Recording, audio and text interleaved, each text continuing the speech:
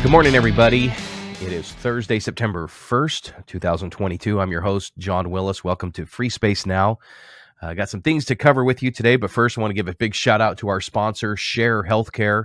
If you are looking for amazing healthcare coverage that is ObamaCare exempt and will save you a ton of money each month on your monthly premiums as well as your deductibles, please check out sharehealthcare.com/FreeSpace. That is sharehealthcare.com/FreeSpace. Truth Social is in the news.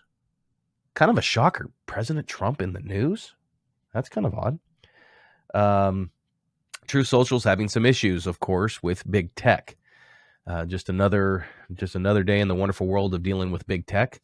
Google has announced that they have barred Truth Social from being released on Android due to moderation issues. So Google has, in Axios article that came out 2 days ago, says Google hasn't yet approved Truth Social's Android app for distribution via its Play Store because of insufficient content moderation.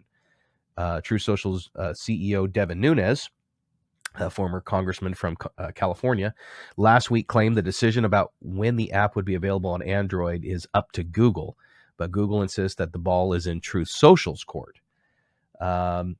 Devin Nunes went on to say he doesn't know what's taking Google so long, but Google said, on August 19th, we notified Truth of several violations of standard policies in their current app submission and reiterated that having effective systems for moderating user-generated content is a condition of our terms of service for any app to go live on the Google Play Store. Last week, Truth Social wrote back acknowledging our feedback and saying that they are working on addressing these issues. A source says that Google's concerns relate to content such as physical threats and incitements of violence.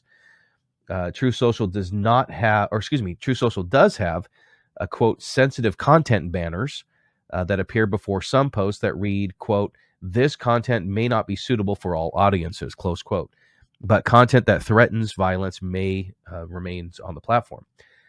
For example, in response to a post from former Trump National Security Advisor General Michael Flynn on an account called The Victim 24 posted last week, this post stated, quote, it'd be nice if you people weren't just okay with the military and police stage of rebellion and framing civilians. Zero people trust the police, and if military comes in, we'll kill them. Someone admit this nation needs to be nuked because it's satanic. But that post was not labeled with the sensitive content warning. So what can Truth Social do in these instances? Well, of course, terms of service do stipulate what platforms can and can't do with regards to the rules on moderation. We at FreeSpace have the same issues where we do have posts that do incite violence sometimes or extreme hate, post pornography, you name it. And so you have to have rules in place in your terms of service that your users must abide by. And if they don't abide by it, then, then action has to be taken, whether that means that their account's deleted or they're suspended or whatever. So I truly understand what Truth Social is going through right now because we're in the same boat. I mean, we're not dealing with big tech the way Truth is because our moderation system is pretty dang good. But you have to understand, this is where a big debate comes in with free speech. So free speech does have its limits when it comes to big tech, when it comes to even owning a social media platform. In libel laws and all that stuff, Section 230. I mean, it opens up a whole Pandora's box of issues.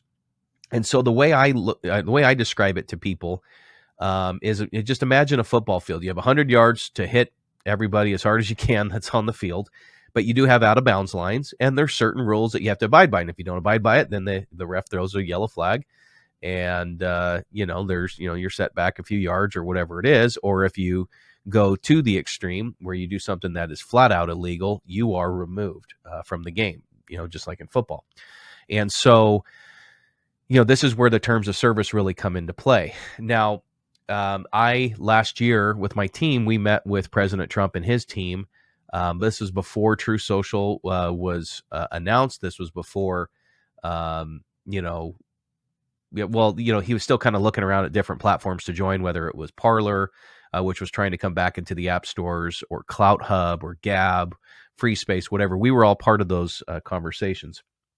But one of the questions that came up in that meeting from the president was, what is the most difficult thing about owning or running a social media platform? And I said, moderation. Moderation is the most difficult thing, because what may be considered offensive to somebody is not offensive to somebody else. It's all relative.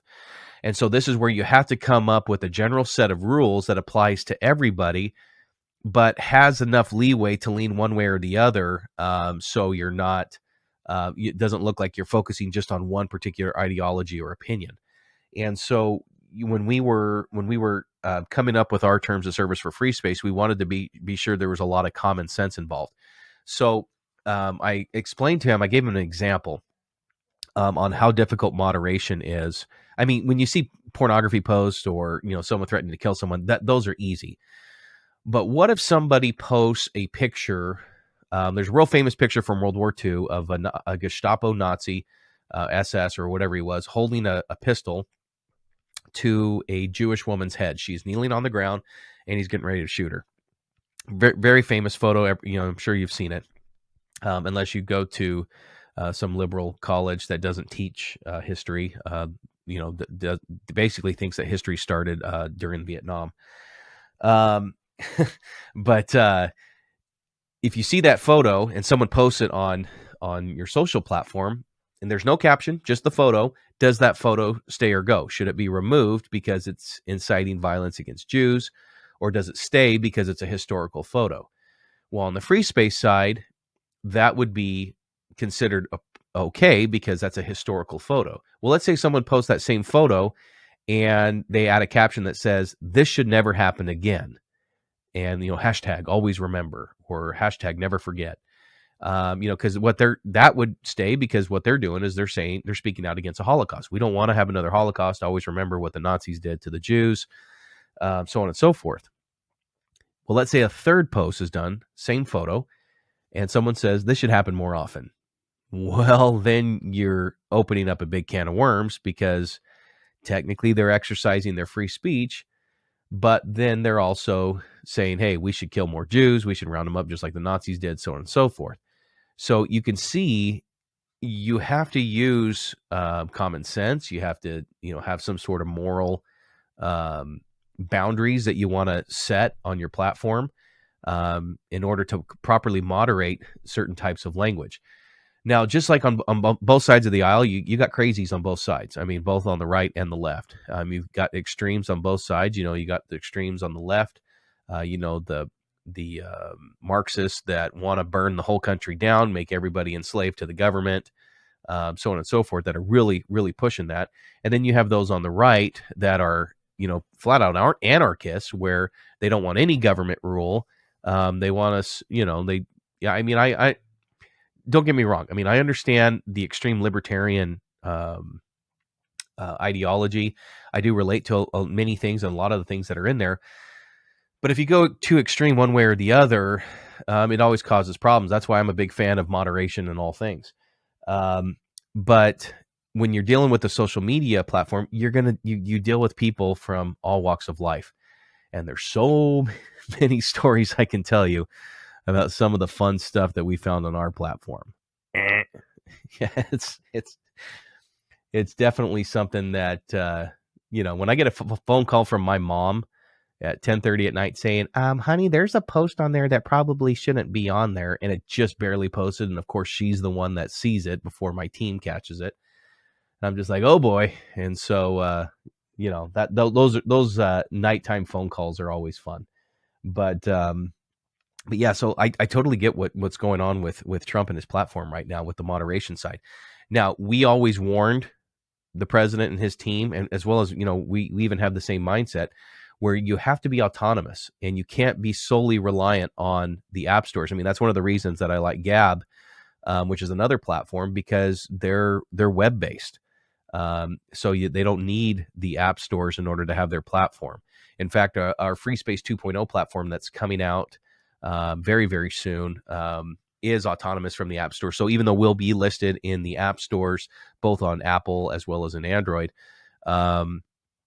we will also have a web-based version. So if we ever got kicked off, for whatever reason, because you had some lunatic on there, spouting all sorts of stupid stuff, we would still be able to function as a platform. We learned a lot from Parler and the mistakes that they made.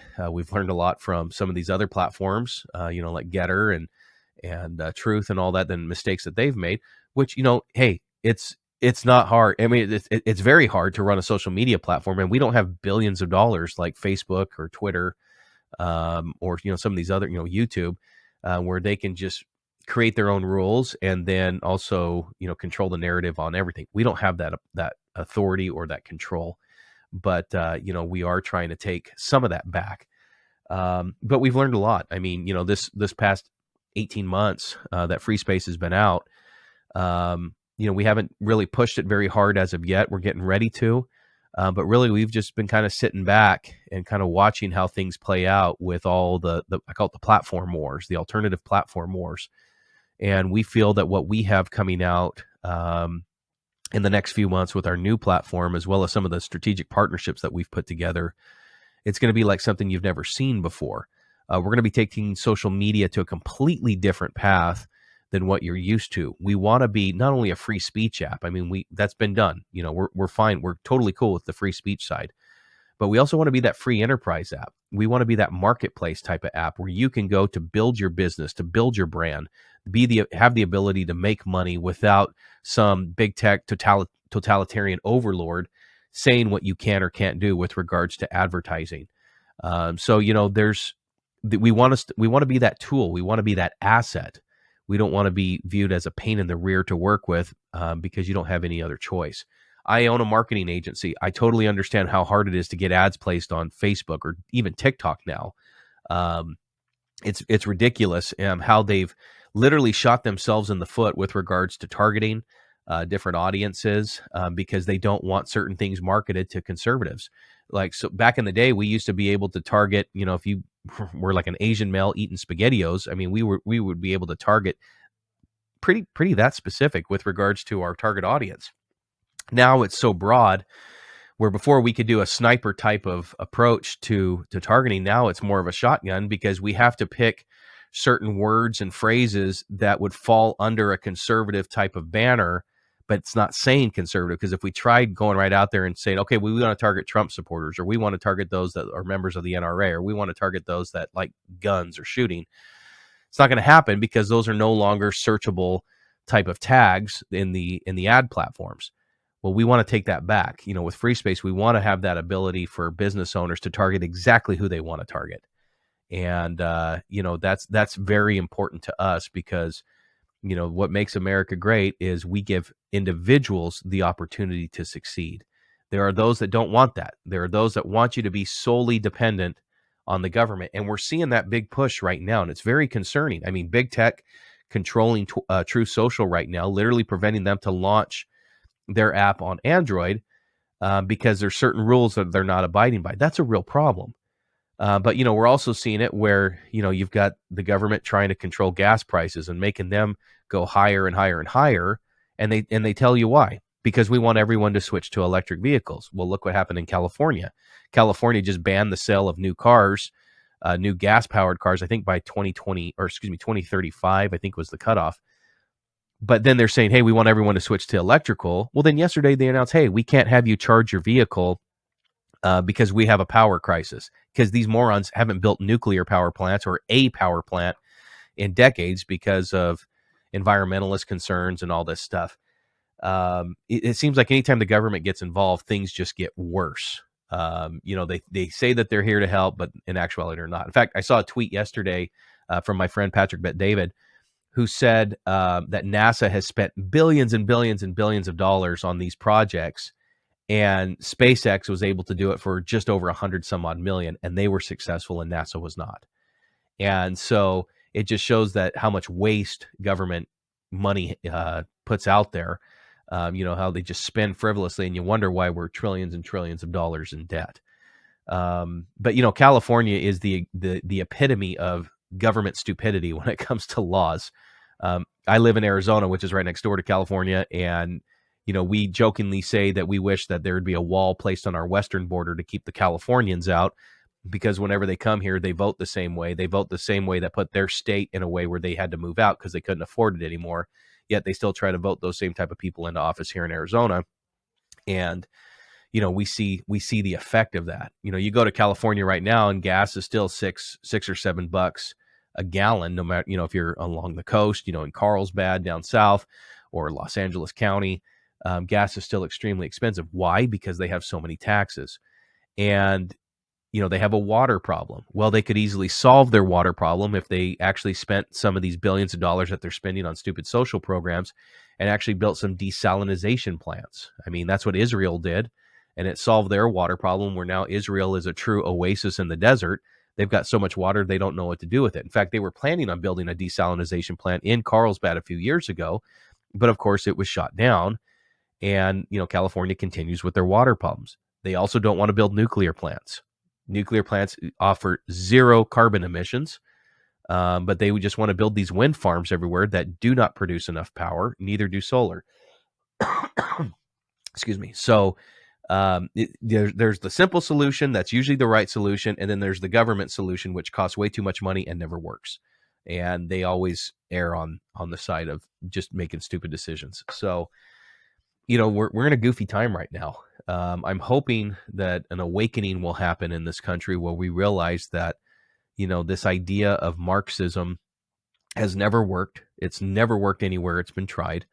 But, we need the American people to realize that you're being enslaved by the government. You just don't know it. When you become dependent on somebody, meaning like the government, where, for instance, if gas is now too high, now you're becoming dependent on public transportation because you can't afford gas. Well, guess what? Your job is now dependent, or getting to your job is now dependent on the government, which means you're technically a slave to the government. Or if you can't find a job and you have to get on welfare, and the economy is so bad due to government policies or tax policies that make it impossible for business owners to hire more, you're now dependent on the government. You're now a slave to the government. And there's a particular political party that has always wanted that. They've wanted these social programs for years in order to create these dependent voters, these dependent people that will, no matter what, they'll vote for this particular party because that party is paying their bills. And that's where we're going right now, folks. And I don't like that. FreeSpace, we are apolitical when it comes to a platform. We are, conservatively owned and operated, but we want to be that platform for everybody. So even if you are a liberal, even if you are a Marxist, guess what? You're still welcome on our platform. We're not going to punish you because of your ideology. We're not going to punish you because of your religion. We want you on our platform. We want there to be debates. We want the debates to be respectful as well. I think if you can't debate opposing opinions, if you try to silence an opposing opinion, then you no longer have freedom. I've said this many times, freedom is for everybody, whether you want it or not, and if you choose, bondage, if you choose to be enslaved, that is your choice. That is not a choice that I like. But, we here at FreeSpace want to give you the opportunity to succeed personally in your life, to build a brand, to build your company, to say what you want to say, to debate, to share pictures of your family, not worry about your data being sold or mined. We want to give you that safe harbor forum or soapbox, without this fear of, some sort of social credit score being placed on you, or your data being sold to the government or anything like that. We're just not interested in that. We have no business doing that, what other big tech companies have done. But I think you're really going to like what we have. FreeSpace 2.0 is going to be a game changer. It's going to have a lot of features that none of the alternative platforms have right now. We're going to be releasing stories, reels, live streaming, a marketplace we're working on right now where you can sell and buy stuff through FreeSpace. We're launching a healthcare coverage system through our partners at Share Healthcare, a banking system. There's a bunch of cool stuff that we're coming out with because we want to be that epicenter or hub for commerce and for free speech. So stay tuned. A lot of great stuff's happening. I want to give another shout out to our sponsor, Share Healthcare. If you're looking for incredible coverage on the medical side, if you're paying way too much to Blue Cross or United or whomever, look at Share Healthcare. Open enrollment is starting soon. Plans are starting at $149 for a single plan, $249 for a couple, $349 for a family of four. So check it out at sharehealthcare.com/FreeSpace, sharehealthcare.com/FreeSpace. Stay tuned. Tell all your friends about FreeSpace. Have them download it. It is available in the iOS and Android stores. And stay tuned for our new version of FreeSpace 2.0, which will be available on the app stores, on mobile web, and on desktop coming very, very soon. So I will talk to you soon, folks, and have a great, great day. Bye-bye.